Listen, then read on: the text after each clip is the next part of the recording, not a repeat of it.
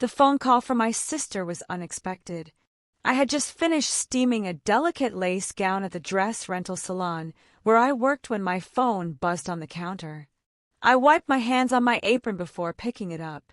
"Hey, Lisa," I answered, tucking the phone between my shoulder and ear as I continued straightening the hem of the dress. "Hi, Emma. Guess what?" Her voice was bright, tinged with something playful. I exhaled through my nose, amused. "What?" "James' birthday is in 3 days. 18. Can you believe it?" My hand stilled against the fabric. 18. The number felt oddly heavy. "Already?" I murmured. "James. My nephew. I had always been close with him, once upon a time. When he was younger, he would spend weekends at my place, playing video games in my tiny apartment, helping me bake cookies that always ended up half-burnt, and confiding in me about things he wouldn't even tell his mother. But after I got married, things changed. My ex-husband never particularly liked kids, and slowly, the gap between James and me widened until we were little more than relatives who exchanged polite smiles at family gatherings. After the divorce, I had thought about reaching out again, but time slipped away from me, and so did he. Lisa's voice pulled me back. "We're having a small party for him. Just family and a few of his friends. You'll come, won't you?" I hesitated for only a second before nodding, even though she couldn't see me. "Of course." "Great.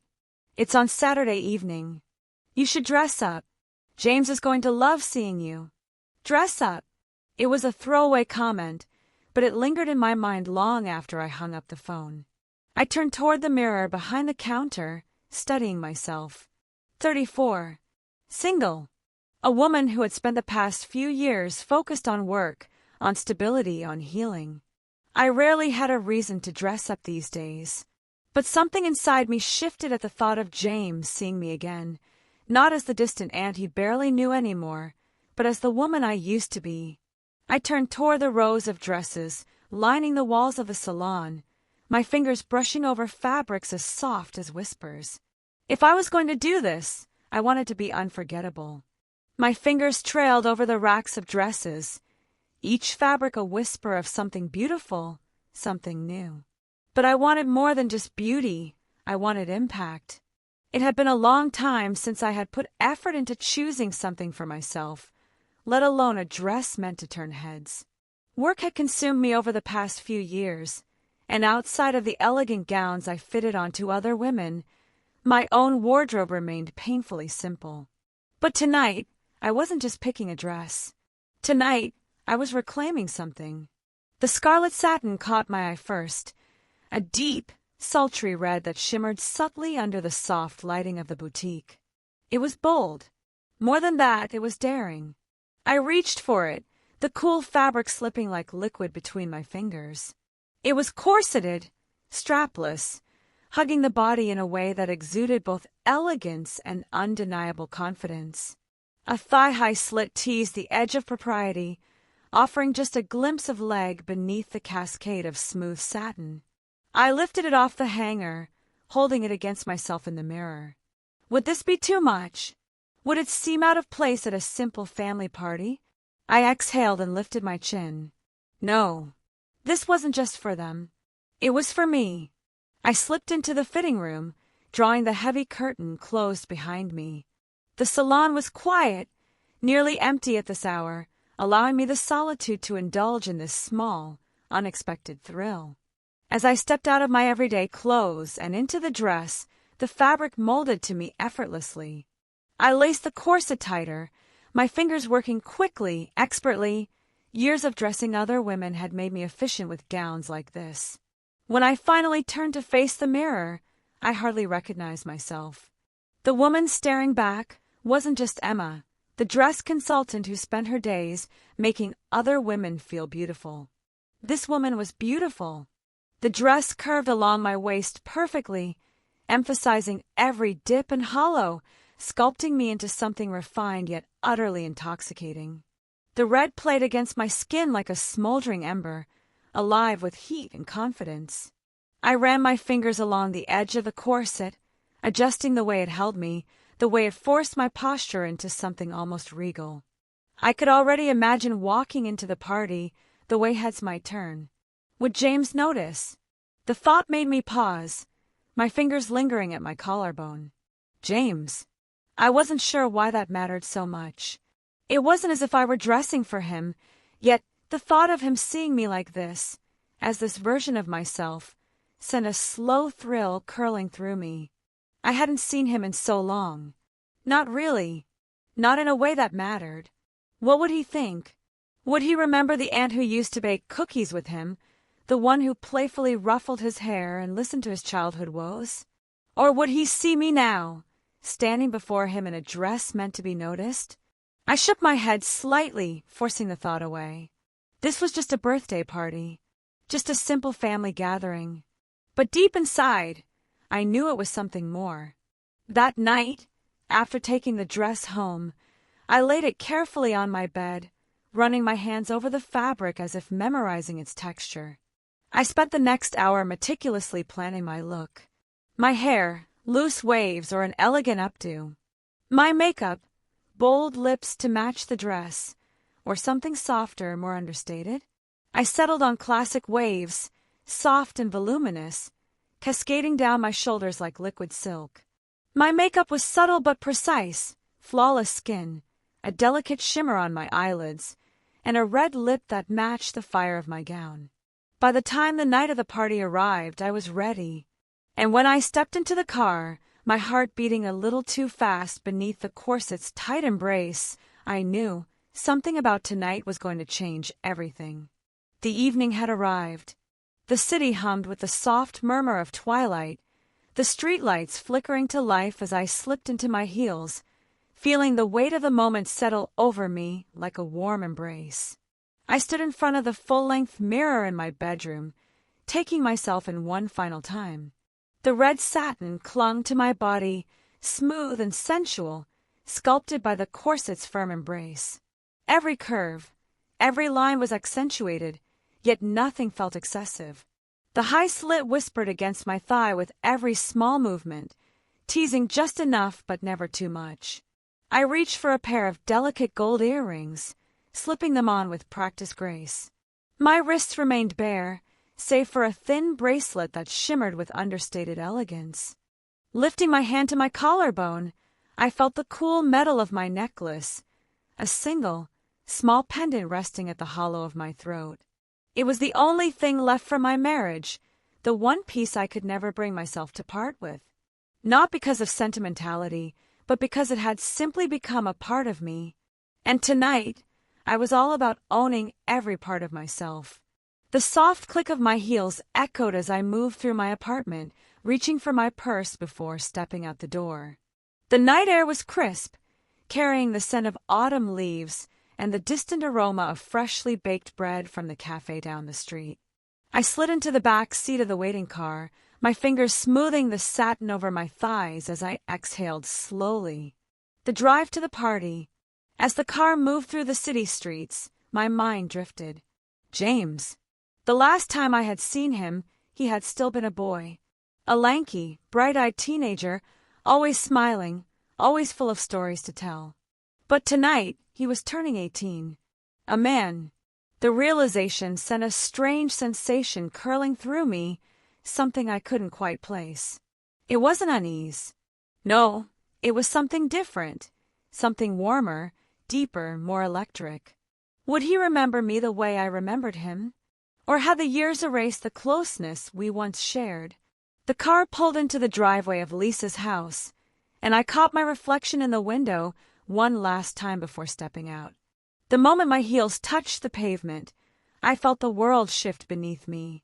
The air smelled of bonfires and laughter, the crisp autumn night blending with the soft glow of string lights that draped across the front porch. Laughter spilled from inside, warm, familiar, and full of life. I took a breath, steadied myself, and walked toward the house. The moment I stepped through the front door, a hush rippled through the room. Not immediate, not all at once, but slowly, like a wave rolling to shore. Lisa was the first to see me. "Emma," she breathed, her eyes widening as she took me in. "You look!"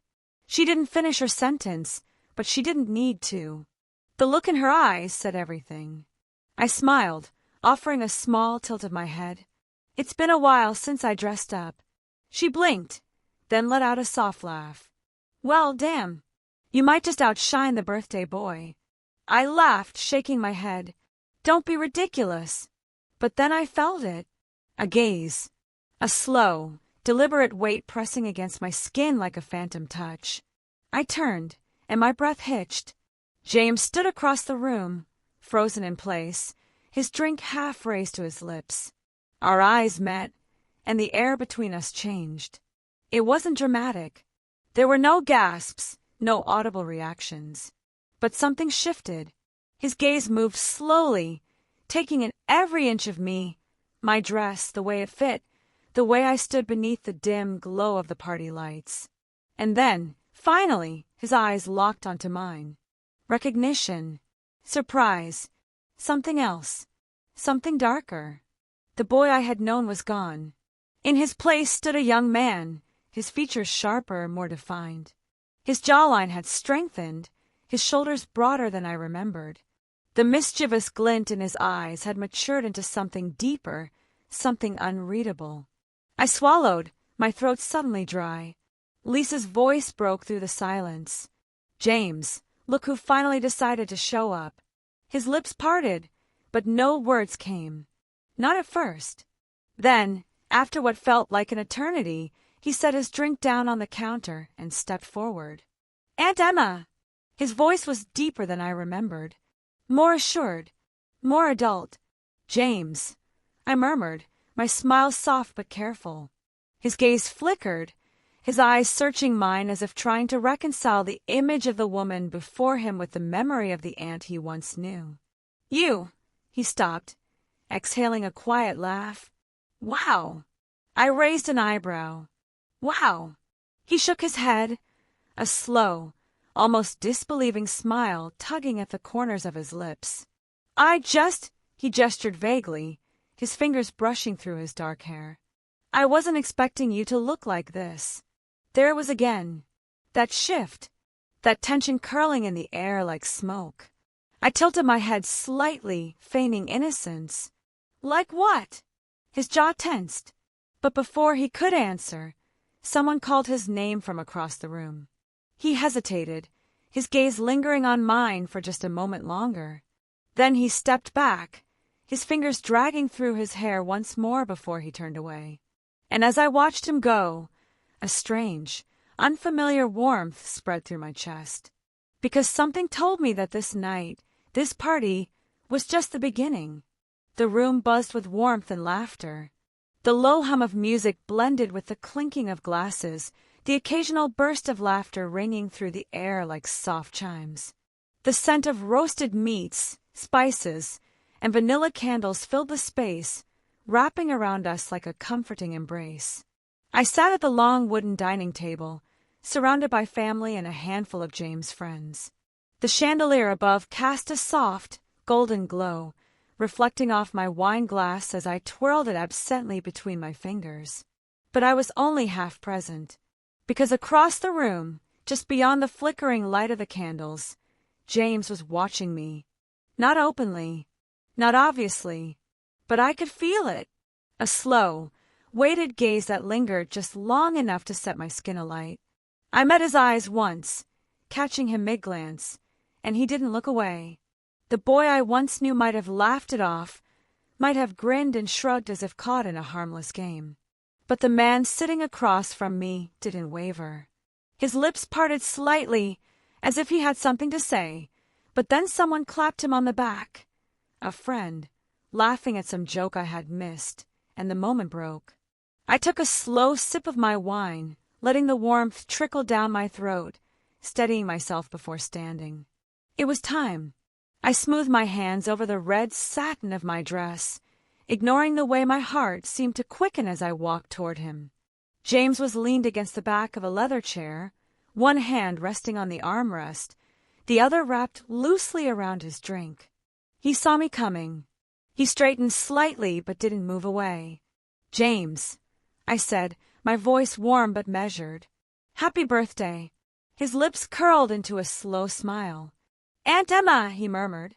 "I was wondering when you'd say hello." "I had to make an entrance first," I teased, tilting my head slightly. His eyes flickered down for the briefest second, just a glance, just long enough for the corner of his mouth to twitch before he brought his gaze back to mine. "Well," he said, his voice carrying that same deep, smooth confidence, "you certainly did." Something about the way he said it sent a shiver through me. I ignored it. I reached out, my fingers brushing against the fabric of his sleeve as I pulled him in for a brief hug. The scent of his cologne, woodsy, with a hint of something dark and spiced, lingered in the space between us. When I pulled back, he was still watching me. "How does it feel?" I asked, stepping back just enough to lean against the table beside him. "Being 18. James exhaled a quiet laugh, swirling his drink in his hand. "You know, everyone keeps asking me that. And I keep saying it doesn't feel different." He turned his head slightly, his eyes scanning my face with something unreadable. "But maybe it does." My fingers tightened slightly around the stem of my glass. His voice had dropped just a little, softer than before. I searched for something to say, something light, something to break whatever was settling between us, but before I could, Lisa called out from the other side of the room. "Emma, come sit, we're making a toast." I turned toward the sound, then back to James. His gaze was still on me, steady. "Come on," I said, nudging his arm lightly. "Your birthday, your toast." He hesitated just a moment before nodding. "All right." We sat at the long dining table, surrounded by flickering candles and half-empty plates of food. Lisa's husband raised his glass first, saying something sentimental about watching James grow up, about responsibility in the future. Others followed, clapping him on the back, offering congratulations, laughing about old stories. I lifted my own glass, catching James' eye from across the table. "To 18, I said simply, offering a small, knowing smile. His fingers tightened around his glass, his lips twitching upward. "To 18, he echoed. We drank. And then the night unraveled into something easier. Laughter, stories, the slow unraveling of time as wine flowed and conversation deepened.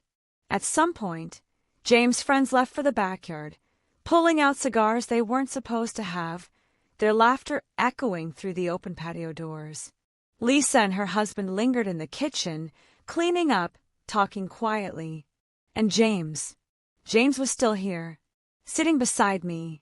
His elbow rested on the table, his fingers playing absently with the stem of his glass. "You know," he said, voice low, "I have something I want to show you." I raised an eyebrow. "Oh." He nodded, standing slowly. "Come upstairs." I hesitated for only a second before setting my glass down and following him. The upstairs hall was dimly lit, the soft glow from the downstairs lights spilling up the staircase. James led the way, his footsteps quiet against the carpeted floor. His room was the last door on the left. I had been here before, years ago, when he was younger, when he was still the boy who kept his walls covered in posters and his shelves stacked with video games. But as I stepped inside now, it was different. The walls were bare except for a few framed pictures. His bed was large, neatly made. A small desk sat in the corner, the warm glow of a lamp casting golden light over an open book.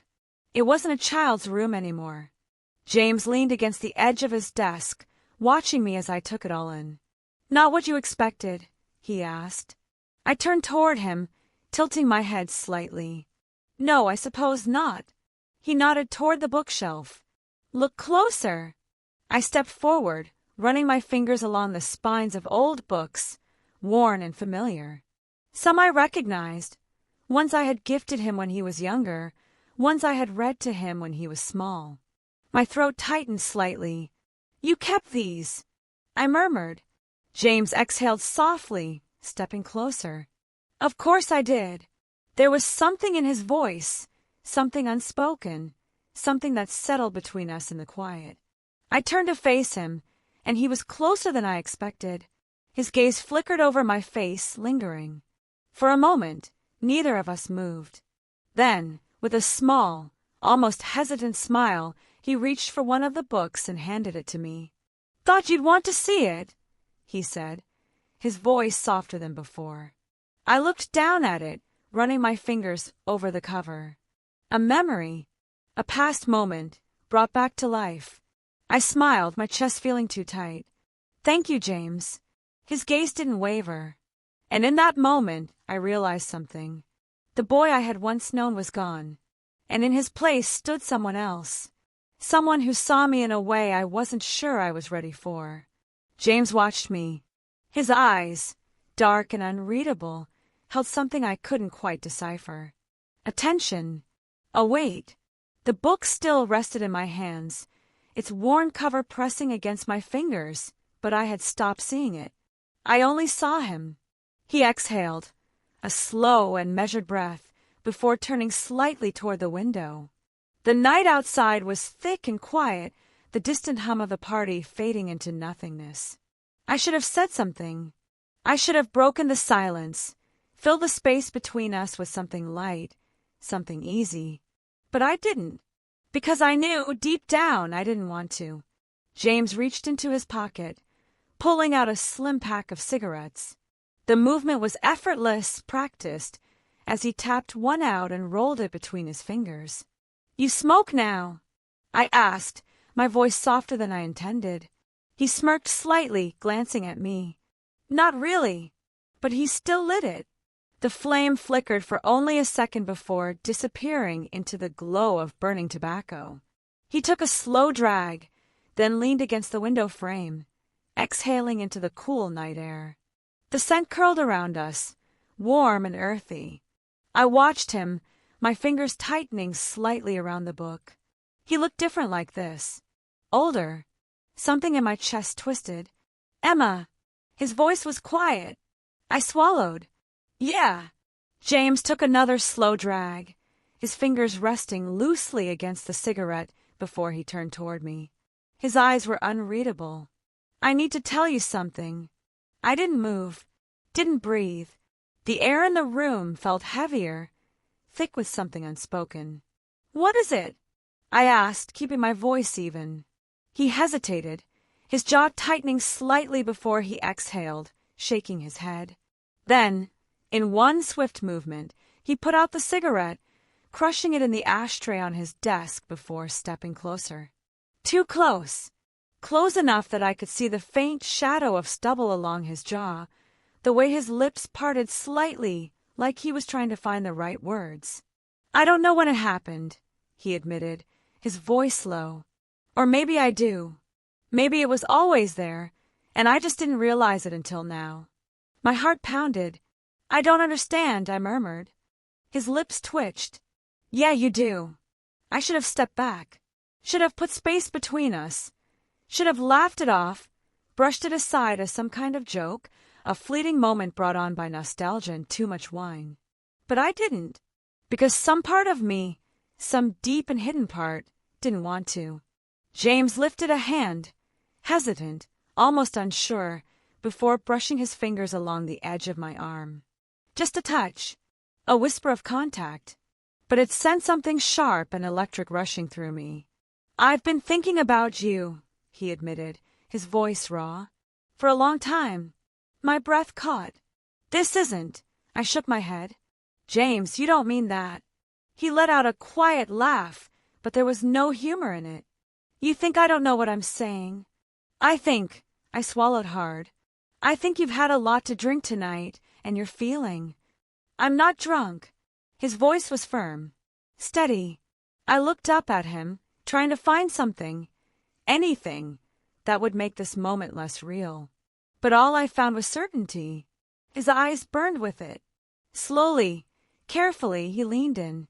I didn't stop him, didn't move away, didn't do any of the things I should have done. Instead, I let him press the softest, lightest kiss against the corner of my lips. Barely there. A question, not an answer. A hesitation. a breath, and then he pulled away, just enough to search my face, to see if I would stop him. I didn't, because the truth, the undeniable, terrifying truth, was that I didn't want to. Not in that moment. Not in the quiet hush of his room, with the window open and the scent of night air mixing with the lingering smoke between us. I felt his breath against my skin, warm and steady. "Tell me you don't feel it," he whispered. I opened my mouth, closed it, because I couldn't, because maybe I did, and that changed everything.